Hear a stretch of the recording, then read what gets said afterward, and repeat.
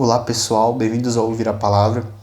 Eu sou o Henrique e no vídeo de hoje nós vamos fazer uma leitura do livro Recuperando o Cristianismo, de A.W. Tozer, a partir da página 155. O título é A Igreja que Dorme. O Senhor não nos oferece uma bonança automática. Primeiro, Ele nos proporciona libertação, perdão, renovo e retidão na tomada de atitudes. O sossego vem depois. Porém, hoje, comercializamos essa tranquilidade, conforme sabão, e pedimos ao povo que fique em paz, com base em João 3,16. Assim temos uma igreja que se diverte muito com confraternizações, cafezinhos e amizades, e depois ainda canta: Teu livro é qual jardim, Senhor. Estou chamando a atenção para o perigo que é transformar a palavra de Deus em um amuleto de tranquilidade para a nossa vida. Podemos encontrar isso em templos que mantêm suas portas abertas o dia todo, com reuniões cheias de pessoas que chegam e se sentam para sentirem-se bem.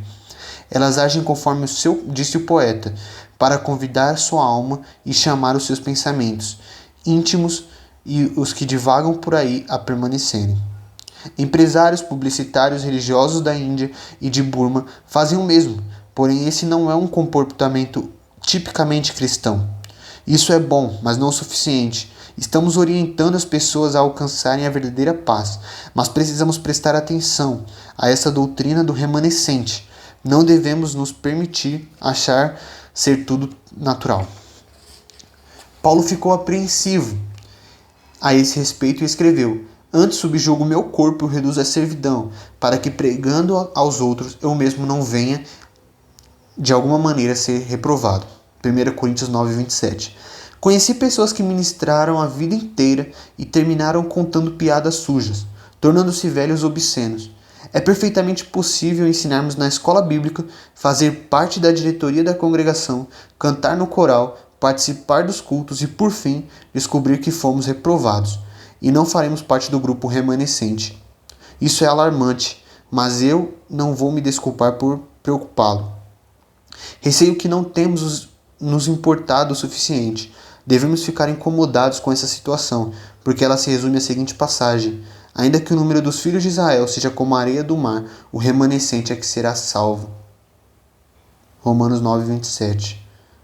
Havia alguns amigos de Deus no tempo de Jesus, porém ao pensar que no período da Páscoa só a população de Jerusalém era de 1 milhão de pessoas, e que no Pentecoste havia essa mesma quantidade de habitantes na cidade, mas apenas 3.000 indivíduos se converteram. Bem, aquela grande colheita não fora tão grande assim, na minha opinião. Eu me pergunto se já houve alguma época de grande colheita. Conheço a história do missionário escocês John G. Paton, que, chegando ao arquipélago das Novas Hébridas, não encontrou lá um cristão sequer, mas quando partiu, não deixou nenhum não cristão. Contudo, fico reticente quando leio essa história, porque ela está em desacordo com a doutrina do remanescente, a qual diz: mesmo que o número de religiosos seja como a areia do mar, apenas o remanescente será salvo. Não que eles pudessem ser salvos, não que eles não pudessem ser salvos, não que Deus não queira que sejam salvos, mas eles simplesmente não são. Quando Cristo veio, havia pastores e sábios. Ouvimos sobre aqueles servos de Deus e nos alegramos por eles. Porém, a verdade é que eram uma pequena parcela do total.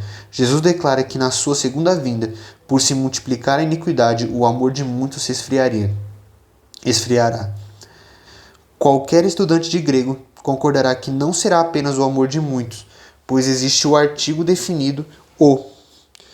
Nessa frase, a habilidade específica de amar se esfriará. E Jesus indaga: Quando, porém, vier o Filho do Homem, porventura achará fé na terra?